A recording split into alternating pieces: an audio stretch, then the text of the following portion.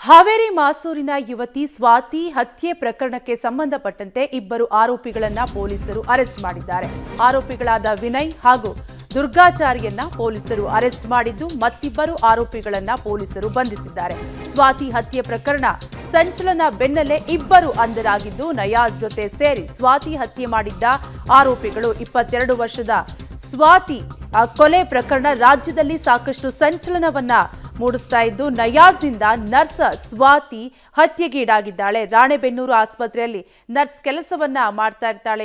ಈಕೆ ನಾಪತ್ತೆ ಆಗಿದ್ದಾಳೆಂದು ಮಾರ್ಚ್ 3ನೇ ತಾರೀಕು ಕೇಸ್ ದಾಖಲಾಗಿದ್ದು ನಯಾಜ್ ಅನ್ನುವಂತಹ ವ್ಯಕ್ತಿ ಈಕೆಯನ್ನ ಹತ್ಯೆ ಮಾಡಿದ್ದಾನೆ.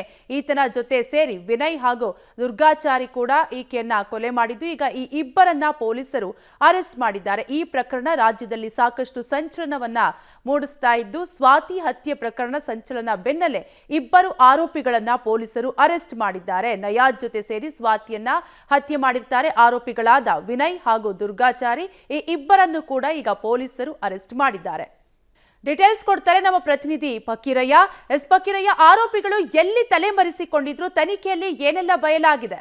ಅರ್ಪಿತಾ, ಇದು ಕಾಣೆಯಾದ ಪ್ರಕರಣ ಮರ್ಡರ್ ಆಗಿ ಕನ್ವರ್ಟ್ ಆಗಿರುವಂತಹದ್ದು. ತುಂಗಭದ್ರಾ ನದಿಯ ತೀರದಲ್ಲಿ ಕೊಲೆ ಮಾಡಿ ಯುವತಿಯ ಶವವನ್ನು ಬೀಸಾಕಿ ಹೋಗಿರ್ತಾರೆ. ಒಂದು ವಾರದ ನಂತರ ಇದು ಪತ್ತೆಯಾಗಿರುವಂಥದ್ದು. ಹೀಗಾಗಿ ಇವತ್ತು ಬೆಳಗ್ಗೆ ನಯಾಜ್ನನ್ನ ಪ್ರಕರಣದ ಪ್ರಮುಖ ಆರೋಪಿಯಾದಂತಹ ಆರೋಪಿಯನ್ನು ಅರೆಸ್ಟ್ ಮಾಡಿದರು. ತದನಂತರ 2 ಆರೋಪಿಗಳು ದುರ್ಗಾಚಾರಿ ಮತ್ತು ವಿನಾಯಕ್ ಇಬ್ಬರು ಕೂಡ ಅಬ್ಸ್ಕಾಂಡ್ ಆಗಿದ್ದರು. ಹೀಗಾಗಿ ಪೊಲೀಸ್ ಇಲಾಖೆ ವಿಶೇಷವಾದಂತಹ ತಂಡವನ್ನು ರಚನೆ ಮಾಡಿ ಇಬ್ಬರನ್ನ ವಶಕ್ಕೆ ಪಡೆಯುವಂಥ ಕೆಲಸವನ್ನು ಮಾಡಿರುವಂಥದ್ದು. ಈಗಾಗಲೇ ಚಿತ್ರದುರ್ಗ ಮೂಲದ ಅಂದರೆ ಹೊರವಲಯದಲ್ಲಿ ತಪ್ಪಿಸ್ಕೊಂಡು ಹೋಗಿದ್ರು. ಹೀಗಾಗಿ 2 ತಂಡ ಮಾಡಿ ಈಗಾಗಲೇ ವಿನಾಯಕ್ ಮತ್ತು ದುರ್ಗಾಚಾರಿಯನ್ನು ಅರೆಸ್ಟ್ ಮಾಡಿರುವಂಥದ್ದು. ಅಂದರೆ ಪ್ರಮುಖವಾಗಿ 3 ಸೇರಿ ಏನು ಸ್ವಾತಿಯನ್ನು ಕೊಲೆ ಮಾಡಿರ್ತಾರೆ.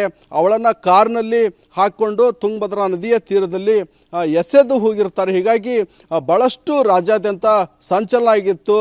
ಜಸ್ಟಿಸ್ ಫಾರ್ ಅವಳಿಗೆ ಏನು ಕೊಲೆಯಾದಂತಹ ಯುವತಿಗೆ ನ್ಯಾಯ ದೊರಕಿಸಿಬಿಡಬೇಕು ಅನ್ನೋದು ಭಾಳಷ್ಟು ಒತ್ತಾಯವಾಗಿತ್ತು. ಹೀಗಾಗಿ 3 ಪ್ರಕರಣದ ಆರೋಪಿಗಳನ್ನು ಅರೆಸ್ಟ್ ಮಾಡುವಲ್ಲಿ ಹಾವೇರಿ ಪೊಲೀಸರು ಯಶಸ್ವಿಯಾಗಿರುವಂಥದ್ದು. ಹೀಗಾಗಿ ಸಾಮಾಜಿಕ ಜಾಲತಾಣದಲ್ಲಿ ಹಿಂದೂ ಯುವತಿಯ ಹತ್ಯೆಗೆ ಏನು ನ್ಯಾಯ ಸಿಗಬೇಕು ಅನ್ನೋದು ಒತ್ತಾಯ ಆಗಿತ್ತು. ಹೀಗಾಗಿ ಪೊಲೀಸರು ಕೂಡ ಪ್ರಕರಣವನ್ನು ಭಾಳಷ್ಟು ತೀವ್ರಗತಿಯಲ್ಲಿ ಶೋಧ ಕಾರ್ಯ ಮಾಡಿ 3ರನ್ನು ಕೂಡ ಅರೆಸ್ಟ್ ಮಾಡುವಲ್ಲಿ ಯಶಸ್ವಿಯಾಗಿರುವಂಥದ್ದು. Arpita, thank you Fakirayya ಡೀಟೇಲ್ಸ್ಗಾಗಿ.